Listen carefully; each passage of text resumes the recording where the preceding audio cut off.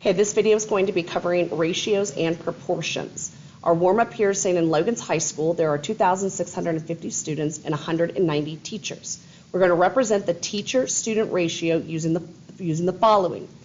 Now, because they put teacher first, okay, we need to make sure that we are writing the teacher first. So we're going to be putting the 190 first. Then student is written second, so we're going to put the 2,650 second. All right, so it's switched from what order they gave it to us in. So with a colon, we're just going to put one number and then the two dots and then the other number. Again, first with our teacher, 190, followed by a colon, followed by the number of students, 2,650, and that is it. As a fraction, we write numerator first, then denominator. So again, the numerator needs to be the teacher. Okay, so we'll put 190 over the 2,650. When you have a fraction, you must simplify it. With a colon, not necessarily. We're going to be dealing with fractions, okay? So you need to make sure that you do simplify this. Easy way of doing this, the zeros cancel out here, and then you'll end up with 19 over 265, and this will not simplify anymore, so that's your final answer. A decimal, all you need to do is in your calculator, type in 19 divided by 265. This brings you your decimal of 0.07. When we move to a percent, we can go from our decimal. To make a percent, we have to move the decimal twice to the left. So when we move that twice to the left, we end up with 7%. The focus of this in geometry class is going to be using the fractions. Here we have our definitions. A ratio is just a comparison of two quantities using division, usually expressed in the simplest form. Extended ratios. This is going to be used to compare three or more. So here we are only using two. So we'll talk about the extended in just a minute. Example 1 here says a Coach Spoon wants to make a cake for Dr. DeBoard's birthday. The recipe for a small cake calls for 3 eggs. So I'm going to go ahead and use some colors here.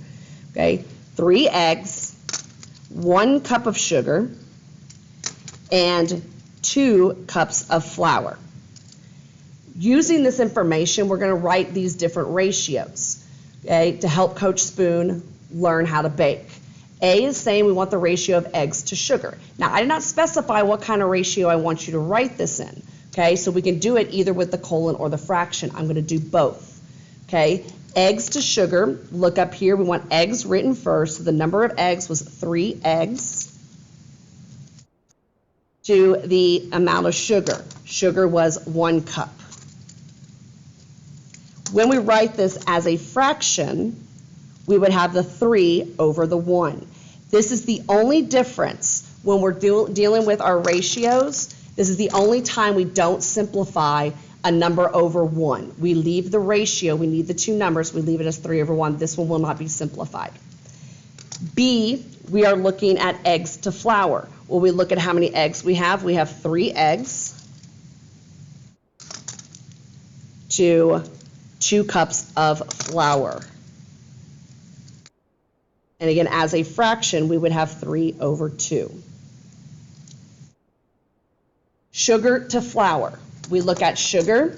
We had 1 cup of sugar to 2 cups of flour. Written as our fraction would be 1 to 2, like this. With D, we are going to go ahead. This is your extended ratio when we're comparing 3 or more quantities. So watch what happens here. Flour is listed first, so we need to write flour first, and that was 2. We'll go ahead and put the colon here. Now at the second one, the one in the middle, is going to be your sugar. We had 1 cup of sugar. Then our last one listed was eggs, and we had 3 eggs. There is no such thing as a fraction with more than the numerator and denominator. So when you have the extended ratios, when you're dealing with a ratio of 3 or more, you cannot write it as a fraction.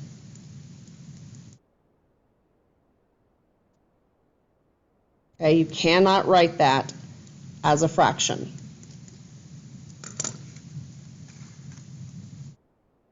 Now we'll take a look at the next example. We're going to have a music store that has 40 trumpets. I'm going to go ahead and put in some colors here. Got to grab a couple more. So 40 trumpets, go ahead and start underlining with my color. You don't have to do separate colors. I'm just doing this just for, differentiation here. 39 clarinets.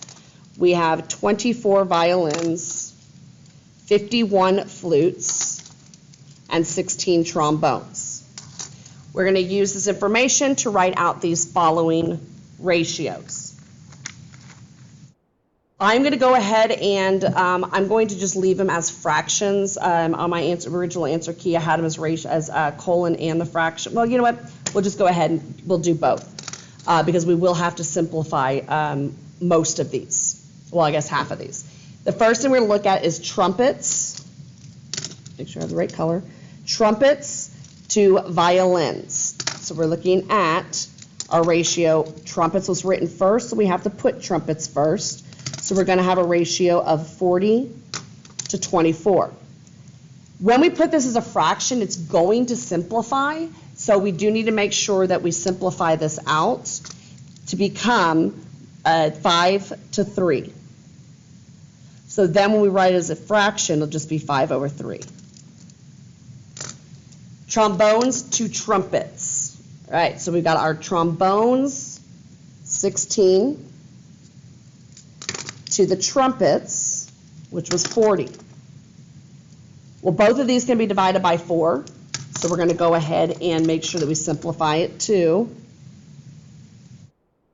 2 over 5. Actually, they can both be divided by 8, so 2 over 5. Or sorry, 2 to 5, so then as a fraction, we have 2 over 5. C is looking at flutes to total instruments. We have to go add all of these together. So we take our total,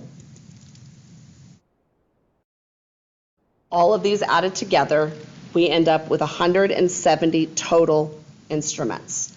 So when we go down to C, the ratio of flutes to total, we look at flutes, which was 51, to the total number of 170, and this is already simplified, so we don't have to worry about simplifying it. As a fraction, 51 over 170. D, we're looking at trumpets to violins to clarinets. As we discussed earlier, we have 3 different quantities, so we cannot put this as a fraction. We're going to have to put this as just with the colons like we did on these first ones. So here we start with trumpets, which was 40, to violins, which was 24, to clarinets, which was 39. And that is it for that extended ratio. Now what we're going to do is take a look at a problem where we're going to have to use some algebra here. On example 3, it says the ratio of measures of angles in a triangle are 3 to 4 to 5. We're going to find the measure of the smallest angle. What ends up happening is, this deals with scale factor and whatnot. What we're doing is we're going to be taking this and multiplying it by the same number. So what we want to do is we're going to take the 3, 4, and 5. We know that all angles add up to 180 degrees. So we need to figure out what we can multiply 3, 4, and 5 by. When we add everything together, it's 180. This is how this works. We're going to add an x on the end of 3. We're going to add 4x and 5x. So this is saying whatever x is, we multiply by 3, 4, and 5. We figure out each angle's measure, and then in the end, they're going to add to equal 180.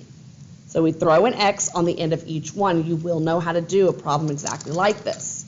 So add an x onto each one, add them to equal 180 degrees. All 3 of these add together, 3 plus 4 plus 5 is 12x. And then all we need to do is divide by 12, and we'll see that x is going to equal 15.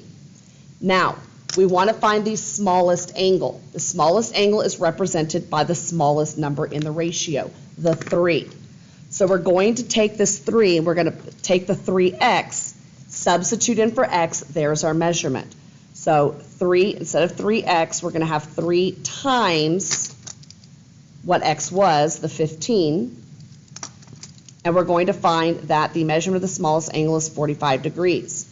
If you plug in for 4x and 5x, you're going to notice that sum of 180 with all of them.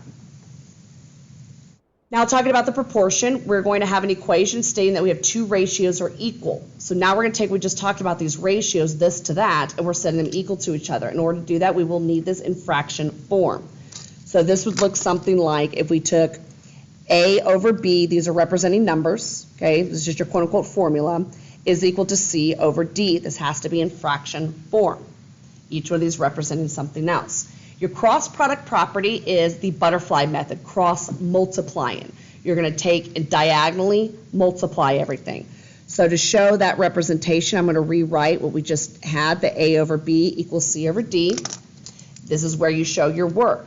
We need to take diagonally cross multiply. Here we'll get A times D. Then we cross multiply the other diagonal here, and we get B times C. Butterfly method, there's also a baseball and baseball bat method, but the most well-known is your butterfly. So for each of these, we're going to go ahead and solve. So on letter A, we're going to go ahead and do the cross product. I like to start, if there's only one variable, that's where I like to start with. It doesn't matter which one you start with though here. Okay, so I'm going to do x times 6, remember a letter and a number, multiply them, we just throw them right next to each other, we get 6x.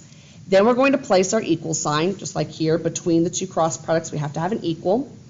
We multiply 21 times 4 to get 84.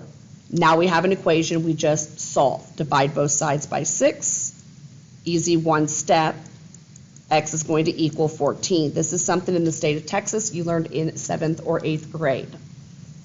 On B, I have x's that are going to be on both cross products, so it doesn't matter which one you start with. I'm going to start right here. I'm going to have 2 times 4x. What this will actually look like is 2 times your 4x equal to, when we do the cross product of the other one, we've got this distribution. Please place the whole number 5 outside first.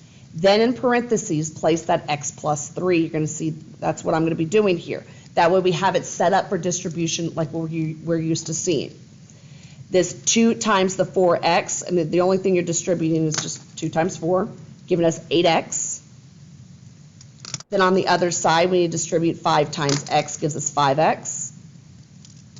And 5 times a positive 3 gives me a positive 15.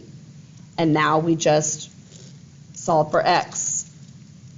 Going to subtract 5x from both sides.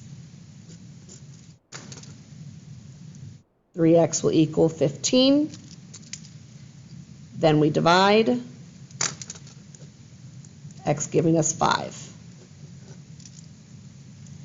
Next problem, we have 12 over 18 is equal to 3x plus 4 over 15. Let's go ahead and start with our cross product this way. Again, it doesn't matter which one you start with. The 18 needs to go on the outside of the parentheses with the 3x plus 4 on the inside. Then we do our other cross product. We're going to have this equal to 12 times our 15, and I'm not going to write that out. It's going to end up being 180. 12 times 15 is 180. Now to begin solving, we need to distribute first. 18 times 3x. Okay, over here we just had it times a single x. Now we need to do 18 times 3 is going to give us 54 x's. Then we distribute our 18 times a positive 4. We will have plus 72, all equal to 180. We're going to take our 2 steps, subtract the 72 from both sides. We cancel, we have 54x is equal to 108. Then we're going to divide each side by 54 to find that our end product here is going to be x equals 2. So let's talk about word problems and setting proportions up with word problems and then solving them. Coach Nowell sells helium balloons. He charges $9 for 12 balloons. At this rate, what will he charge for 50 balloons? We have 3 of the 4 numbers that we need in a proportion. So what we're going to do is we're going to set up a legend or a key telling us what we're going to put in the numerator, what we're going to put in the denominator. Okay? We're selling $9 for 12 balloons, so I'm going to go ahead and put the dollars in the numerator, and I'm going to put balloons, money in the numerator, balloons in the denominator. It does not matter if you switch these, okay? I'm just practicing that same with writing ratios, putting the first one first, second one second. So with this, we're going to go ahead and look at what we call what I call proportional setup. We have 4 blanks. We have to put things in these blanks. The first thing is $9 for 12 balloons. So here we have $9 for every 12 balloons. On the other side, we're looking at the third number they gave us. What is the third number talking about, money or balloons? And here we're seeing that 50 is going to be the balloons. So that tells us, looking at this key or this legend, we need to put that 50 in the bottom, the denominator. So what we're looking for is the price, that last blank right there, that fourth location, that's what we're looking for. We'll place X. From here, we can go ahead and do exactly what we just did on letters A, B, and C above. Multiply 12 times X, we get 12X. Multiply 9 times 50, and we end up with 450. This will be a simple one-step equation once we have solved. Divide both sides by that 12. X is going to end up being 37.5. Now this is money. So your final answer is, remember we need to add that 0 at the end, $37.50. Letter E, Ms. Lancaster can grade 10 tests in 30 minutes. At this rate, how long would it take her to grade 125 tests? So let's go ahead and set up our legend real quick. We've got 10 tests, so I'll put tests in the numerator, and we have 30 minutes. So our minutes, I'm going to place on the bottom. So let's go ahead and look at our proportional setup and place what we can. 10 tests, so 10 on top, in 30 minutes, so 10 over 30. Now what's the third number they gave us? 125 tests. So we're looking at where were tests located, numerator, denominator. We put it in the numerator, so it needs to go in the numerator as well. And then we're looking at how long, that's minutes, that's where our variable goes, X. So here, do our cross product, 10X equals 125 times 30 is going to wind up with 3,750. Again, just a one-step problem once we've got our cross product. X is going to equal, you can cancel these zeros out, now we have 375 over 1. X is going to equal 375. With our word problems, to make sure that we label what we're talking about, we're looking at the time in minutes, so 375 minutes total. And then the last box here, I didn't have another problem, so just like, yay, we can solve proportions now. Search my YouTube channel or YouTube in general. Ask your teacher if you have any other questions.